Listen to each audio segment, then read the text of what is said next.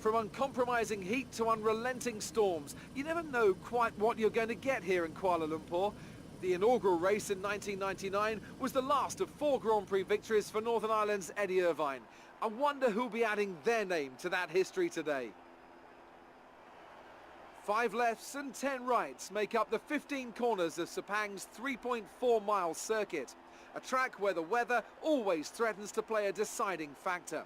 The drivers will be subjected to forces in excess of 4G and heavy braking zones in 4 of these corners, 2 of which come at the end of DRS zones into turn 1 and to turn 15. And alongside me today to talk you through all that is Anthony Davidson. And welcome again. It's good to be back in Kuala Lumpur, isn't it? A lovely country, Malaysia, lovely circuit, and a race that tends to be quite hard to predict. Yeah, it does indeed. There are a lot of high-energy corners that make the rear tyres suffer around here. Coupled with the excessive heat, that makes it difficult to keep your tyres in the right operating window.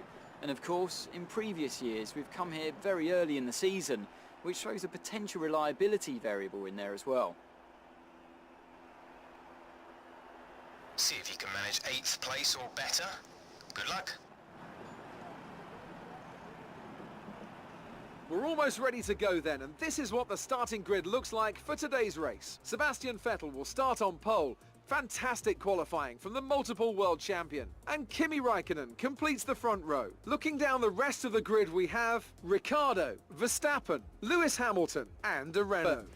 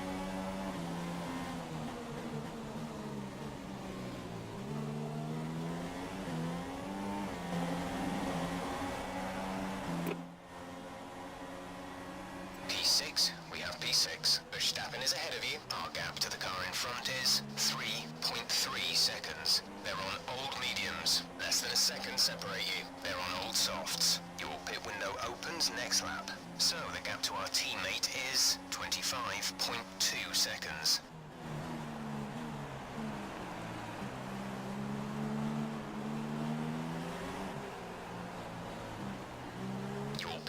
is now open.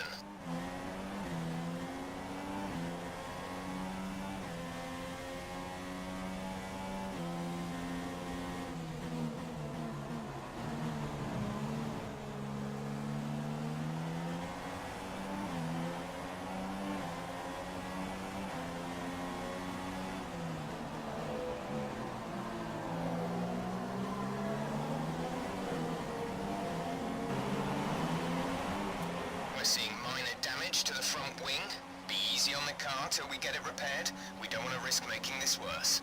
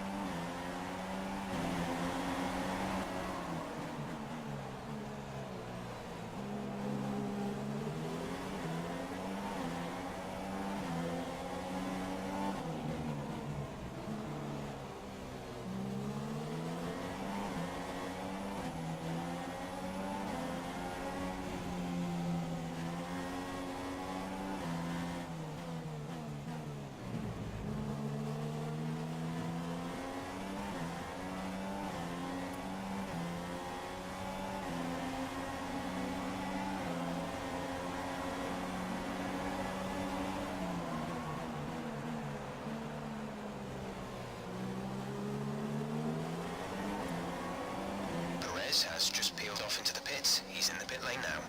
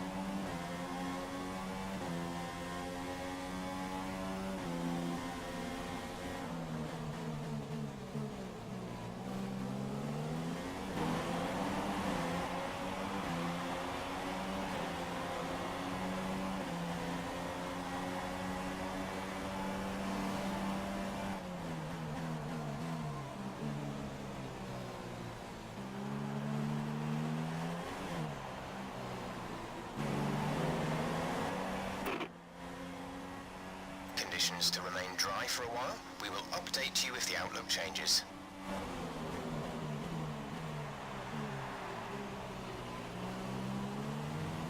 Some information on Vettel. They have an issue with their car. They're going to be slow.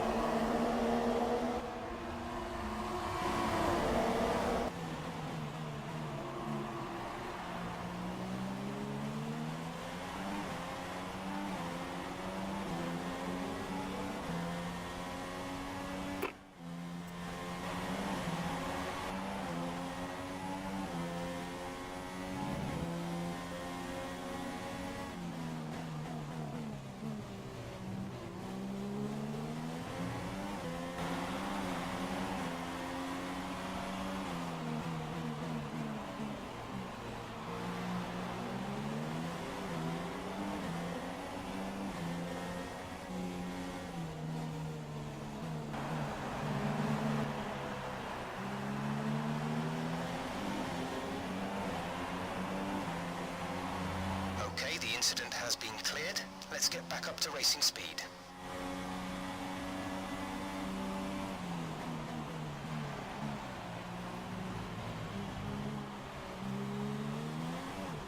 Some information on Vettel. They're speeding up again, so I expect they've fixed whatever the problem was.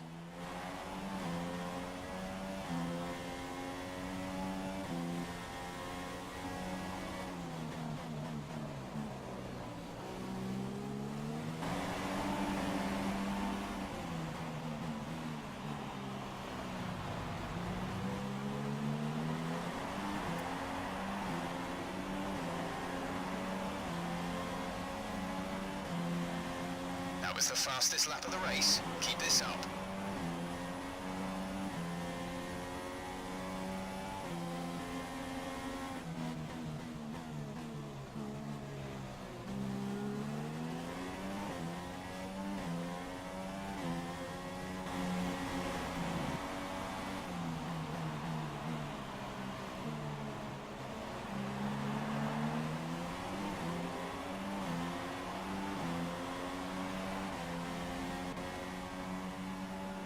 Okay, we're all a bit gutted with that result, but let's work hard and we'll get it together for the next race.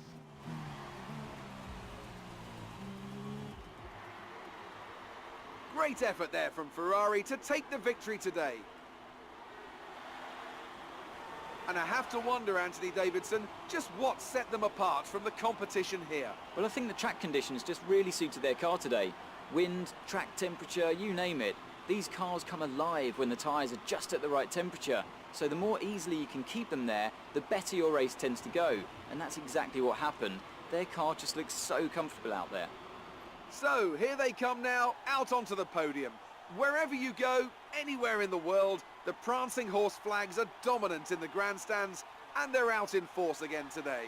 It's Ferrari on the top step once more.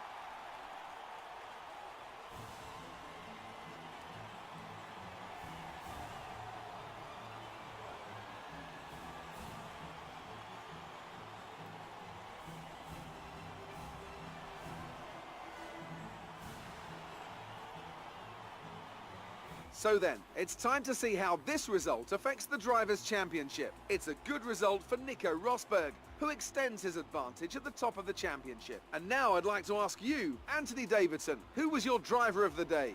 That's got to be the Flying Finn. Wait, how many Flying Fins have we had now? Anyway, I'm talking about Bottas this time.